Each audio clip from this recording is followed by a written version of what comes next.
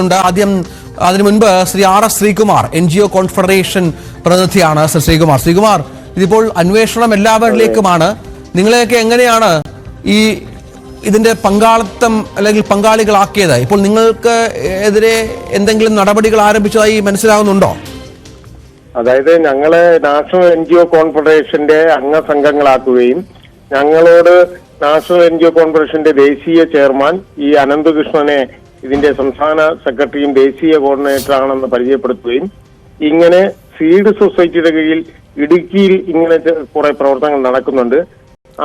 അത്തരം പ്രവർത്തനങ്ങൾ കേരളത്തിലെ സന്നദ്ധ സംഘടനകളിലൂടെ സാധാരണക്കാരായ ആളുകൾക്ക് എത്തിച്ചു കൊടുക്കാമെന്നും അതിന് പകുതി വിലയ്ക്ക് വീട്ടുപകരണങ്ങളും കാർഷിക ഉപകരണങ്ങളും ലാപ്ടോപ്പുകളും തയ്യൽ മെഷീനുകളും ടൂ വീലർ അടക്കം ലഭ്യമാക്കാമെന്നും അതിലേക്കുള്ള ഗുണഭോക്താക്കളെ നിങ്ങൾ കണ്ടെത്തി തരണം, അവരിൽ നിന്ന് ഗുണഭോക്തൃ വീതം സമാഹരിച്ച് അനന്തകൃഷ്ണന്റെ പേരിലുള്ള കമ്പനിയുടെ അക്കൗണ്ടിലേക്ക് ഈ തുക ട്രാൻസ്ഫർ ചെയ്ത് കൊടുക്കണമെന്നാണ് ഞങ്ങളെ യോഗങ്ങളിൽ അറിയിച്ചത്. അത് പ്രകാരം ഗുണഭോക്താക്കളായ ആളുകളിൽ നിന്ന് ഗുണഭോക്തൃ വിഹിതം സമാഹരിക്കുകയും അത് ഈ അനന്തകൃഷ്ണന്റെ കമ്പനിയിലേക്ക് NGO കോൺഫെഡറേഷന്റെ ആനന്ദകുമാർ സാറിന്റെ നിർദ്ദേശപ്രകാരം ട്രാൻസ്ഫർ ചെയ്ത് കൊടുക്കുകയാണ് ഞങ്ങൾ ചെയ്തിട്ടുള്ളത്. അതായത് ഇപ്പൊ സ്കൂട്ടർ ആണല്ലോ, സ്കൂട്ടർ ആയിരുന്നല്ലോ ഓഫർ അല്ലേ? അതെ. അപ്പൊ എത്ര എമൗണ്ട് ആണ് ഒരാളിൽ നിന്ന് കളക്ട് ചെയ്യാൻ നിർദ്ദേശിച്ചത്? 110 cc വണ്ടിയാണെങ്കിൽ 55,000 രൂപയും 125 cc വണ്ടിയാണെങ്കിൽ 60,000 രൂപയാണ് കളക്ട് ചെയ്യേണ്ടത്. ഏകദേശം എത്ര പേരിൽ നിന്ന് ഇങ്ങനെ പണം കളക്ട് ചെയ്ത് നൽകി അവർക്ക്? ഇപ്പൊ ഞാന് 157 ആളുകളിൽ നിന്ന് ഇത്തരത്തിൽ പണസമാഹരണം നടത്തി എന്റെ NGO മുഖാന്തരം ഈ അക്കൗണ്ടിലോട്ട് ട്രാൻസ്ഫർ ചെയ്തിട്ടുണ്ട്. അതില് 91 ആളുകൾക്ക് കിട്ടി. 91 ടൂ വീലർ കിട്ടി. ആദ്യം 32 പേർക്ക് അടച്ചു. 2 മാസത്തിനകം 32 പേർക്കും തിരുവനന്തപുരം പുത്തരിക്കണ്ടത്തിൽ വലിയൊരു ഫംഗ്ഷനിൽ ആനന്ദകുമാറും അനന്തകൃഷ്ണനെല്ലാം പങ്കെടുത്തുകൊണ്ട് ഈ ആളുകൾക്ക് താക്കോൽ കൈമാറി. അടുത്ത ഘട്ടമായിട്ടാണ് വീണ്ടും കളക്ട് ചെയ്യാൻ പറഞ്ഞ് ഞങ്ങള് 125 ആളുകൾക്ക് ഞാൻ കളക്ട് ചെയ്ത് അയച്ചു. അതിൽ തന്നെ 59 ആളുകൾക്ക് കിട്ടി. ഇനി 66 പേർക്കാണ് എനിക്ക് കിട്ടാനുള്ളത്. അത് കിട്ടും എന്നുള്ള ഉറപ്പുണ്ടായിരുന്നോ? കിട്ടുമെന്നുള്ള ഇതുവരെയുള്ള കാര്യങ്ങളിൽ ലാപ്ടോപ്പിന് പൈസ അടച്ചു കിട്ടി, കാർഷിക വളവുമായി കൃഷിക്കാരുടെ പദ്ധതികളിൽ അടച്ചു കിട്ടി, കുട്ടികൾക്കുള്ള സ്കൂൾ കിറ്റിന് പണം അടച്ചു കിട്ടി, തയ്യൽ മെഷീൻ കിട്ടി, ഈ പറഞ്ഞ ആദ്യത്തെ 32 വണ്ടി കിട്ടി. അങ്ങനെയാണ് ഞങ്ങൾ വീണ്ടും ഇത് കളക്ട് ചെയ്ത് അയക്കുന്നത്. പിന്നെ നമ്മൾ പണം അടച്ചു കഴിഞ്ഞാൽ ശ്രീ R.S. ശ്രീകുമാർ എത്ര ദിവസത്തിനകമാണ് ഈ സ്കൂട്ടർ കൈമാറുക? ഞങ്ങൾക്ക് ആദ്യത്തെ പ്രാവശ്യം 2 മാസം കഴിഞ്ഞുടനെ കിട്ടി. രണ്ടാമത്തെ പ്രാവശ്യം 6 മാസത്തിനകം എല്ലാവർക്കും കൊടുക്കും. അതായത് ഈ 55,000 രൂപ എന്ന് പറയുമ്പോൾ ഒരു 120 cc സ്കൂട്ടറിന് ഒരു 1,20,000 രൂപ അല്ലെ? 1,10,000 രൂപയ്ക്ക് ആകും മാർക്കറ്റ് വില. അപ്പൊ അത് പകുതി പൈസക്ക് നൽകുകയാണ്. അതെന്താ ഈ CSR ഫണ്ട്, മറ്റു വലിയ കമ്പനികളുടെ CSR ഫണ്ട് മറ്റും ഉപയോഗിച്ചാണ് ഈ സ്കൂട്ടർ നൽകുന്നത്? അത് താങ്കൾ പറഞ്ഞതുപോലെ താങ്കൾ പണം നൽകിയ ഏതാണ്ട് പകുതിയോളം ആളുകൾക്ക് സ്കൂട്ടർ ലഭിച്ചു. പകുതിയിൽ കൂടുതൽ ആളുകൾക്ക് കിട്ടി. അപ്പൊ സ്വാഭാവികമായിട്ട് ഒരു വിശ്വാസത ഉണ്ടാവുമല്ലോ അല്ലെ? അതെ അങ്ങനെയാണ് ഞങ്ങളിത് പോയത്. പക്ഷെ പിന്നീട് അതിനുശേഷം ഇത് ബാക്കിയുള്ളവർക്ക് കൊടുത്തിട്ട് അടയ്ക്കാന്ന് കരുതി പിന്നീട് ഞാൻ പൈസ കളക്ട് ചെയ്തില്ല. വന്ന ആളുകളോട് പറഞ്ഞു അത് കൊടുത്തു തീർത്തിട്ട് മാത്രമേ വാങ്ങുള്ളൂ. കാര്യം നമ്മുടെ നാട്ടിലെ പൊതുപ്രവർത്തനം നടത്തുന്ന ആളാണ്. ഞാനൊരു പഞ്ചായത്ത് പ്രസിഡന്റാണ് വെങ്ങാനൂരിന്റെ. ആളുകളുമായി ബന്ധപ്പെട്ട് നിൽക്കുന്നതാണ്. അതുകൊണ്ട് ഞാൻ അവരോട് പറഞ്ഞു ഇവർക്ക് കൊടുത്തിട്ട് അടുത്ത ഘട്ടം വാങ്ങാം.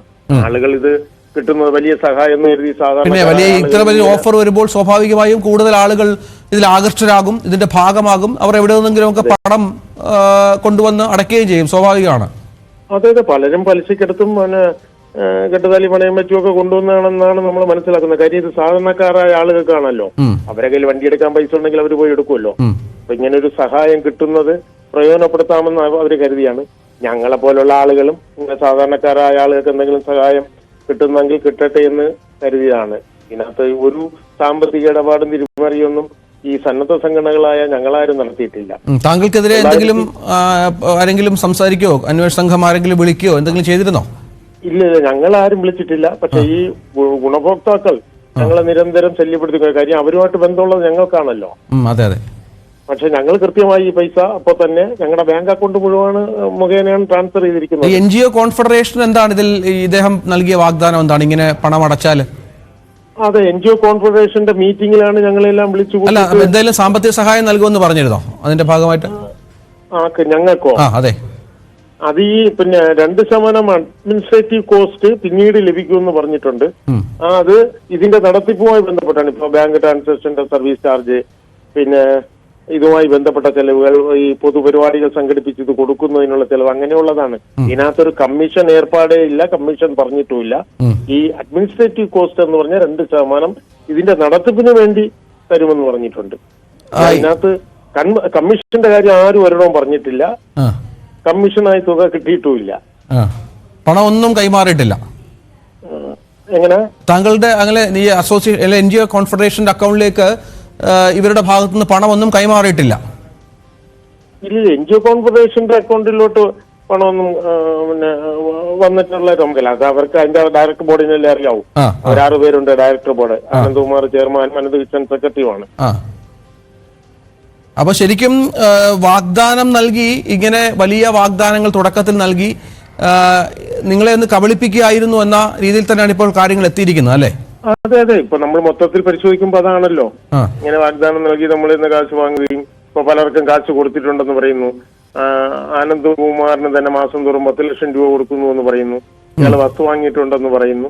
അപ്പൊ എന്തായാലും ഈ സാധാരണക്കാരായ ആളുകൾക്ക് ഈ ആസ്തികളും ഇത്തരം പണമിടപാടുകൾ ട്രാൻസ്ഫർ ചെയ്തിട്ടുള്ള തുകയൊക്കെ കണ്ടെത്തി, അതുപോലെ തന്നെ ഈ അനന്തകൃഷ്ണന്റെ കമ്പനിയുടെ അക്കൗണ്ടിലുള്ള തുകയൊക്കെ കണ്ടെത്തി സാധാരണക്കാരായ ആളുകൾക്ക് ഈ തുക തിരിച്ചു നൽകാനുള്ള ഒരു സംവിധാനം ഗവൺമെന്റ് ഭാഗത്തുനിന്നുണ്ടാകണം. അതിനാവശ്യമായ സപ്പോർട്ട് മാധ്യമ പ്രവർത്തകരുടെ ഭാഗത്തു നിന്നൊക്കെ ഉണ്ടാകണമെന്നാണ്. ഈ ആനന്ദകുമാറിനെ ബന്ധപ്പെടാൻ ശ്രമിച്ചിരുന്നു അതിനുശേഷം? അനന്തകുമാറിനെ ബന്ധപ്പെടാൻ ശ്രമിച്ചു, കിട്ടുന്നില്ല. അദ്ദേഹത്തിനെ കാണാനൊക്കെ സാധിക്കില്ല. അദ്ദേഹം പൊതുപ്രവർത്തന രംഗത്തൊക്കെ സജീവമായി നിൽക്കുന്ന ആളല്ലേ? അതെ അതെ. ഞങ്ങള് പല സമയത്തും ഇതിനു ശേഷം ബന്ധപ്പെടാൻ ശ്രമിച്ചു. അപ്പൊ അദ്ദേഹം പറയുന്നത് ഈ വിഷയവുമായി ബന്ധപ്പെട്ട് എന്റെ അടുത്ത് ആരും വരണ്ടെന്നാണ്. അത് ശരി. അദ്ദേഹം കൈയൊഴിയുകയാണ് പൂർണ്ണമായും. അതെ, അദ്ദേഹം കൈയൊഴിയുകയാണ് ചെയ്തത് ഇപ്പൊ ഒരു 4 മാസം കൊണ്ട് ഇങ്ങോട്ട്. താങ്കളുടെ അറിവില് ഇപ്പോൾ എത്ര പേർക്ക് പണം നൽകിയിട്ട് ഈ സ്കൂട്ടർ കിട്ടാതിരുന്ന ആളുകളുണ്ടോ? അങ്ങനെ അറിവുണ്ടോ? കണക്കുണ്ടോ? തിരുവനന്തപുരം ജില്ലയില് 960 പേർക്ക് ഇനി 2 വീലർ കിട്ടാറുണ്ട്. ഉണ്ട്. അവരെല്ലാം പണം അടച്ചവരുമാണ്. പണം അടച്ചവരാണ്, പകുതി പൈസ അടച്ചവരാണ്. 55,000 60,000 ഒക്കെ അടച്ചവരാണ് അല്ലേ? അതെ അതെ, 55,000 60,000 അടച്ചതാണ്. ഈ പൈസ എല്ലാം ഈ അനന്തകൃഷ്ണന്റെ കമ്പനിയുടെ അക്കൗണ്ടിലോട്ട് ട്രാൻസ്ഫർ ചെയ്തിട്ടുമുണ്ട്. ഈ 900 പേരെന്നൊക്കെ പറയുമ്പോ കോടികളുടെ വലിയ തുക വരും. അതെ അതെ, വലിയ തുക വരും. 7 കോടിയോളം രൂപ വരും. 7 കോടി രൂപ വരും. അതെ, അതിന്റെ തട്ടിപ്പ് തിരുവനന്തപുരം ജില്ലയിൽ മാത്രം നടന്നിട്ടുണ്ടല്ലോ. അതെല്ലാം ഈ NGO വഴിയായിരുന്നു. NGO വഴിയാണ്. NGO കോൺഫെഡറേഷനും അല്ലേ? അതെ, കേരളത്തിൽ മൊത്തം എല്ലാ ജില്ലയിലും NGO വഴിയാണ് നടന്നിട്ടുള്ളത്.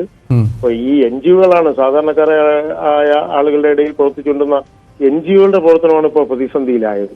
ഞങ്ങൾക്ക് അങ്ങനെ ഇത്തരം പ്രവർത്തനങ്ങളുമായി മുന്നോട്ട് പോകാൻ പറ്റാത്ത. താങ്കളെ പോലെയുള്ള പൊതുപ്രവർത്തന രംഗത്ത് വർഷങ്ങളായി നിൽക്കുന്ന ആളുകൾ, താങ്കളെ പോലെയുള്ള ആളുകളെ വിശ്വസിച്ചാണ് പല ആളുകളും പണം ഇൻവെസ്റ്റ് ചെയ്തത്. അപ്പോൾ യഥാർത്ഥത്തിൽ പ്രതിസന്ധി ആയിരിക്കുന്നത് താങ്കളെ പോലുള്ളവർക്കാണ്. അതെ അതെ, എന്നെ പോലുള്ളവരാണ് കേരളത്തിൽ അങ്ങോളം സന്നദ്ധ സംഘടനകളുടെ പ്രതികളായി ഇതിലാകപ്പെട്ടു പോയത്. നന്ദി ശ്രീ RS ശ്രീകുമാർ. അദ്ദേഹമൊക്കെ ഈ സാധാരണ ജനങ്ങൾക്ക്, ഇപ്പോൾ നമുക്കറിയാം നജീബ് കാന്തപുരം ഒക്കെ പറഞ്ഞതുപോലെ സാധാരണ ജനങ്ങൾക്ക് പ്രയോജനം കിട്ടത്തക്ക വിധത്തിലുള്ളൊരു പദ്ധതിയാണെന്ന് തെറ്റിദ്ധരിപ്പിക്കപ്പെട്ടിരുന്നു.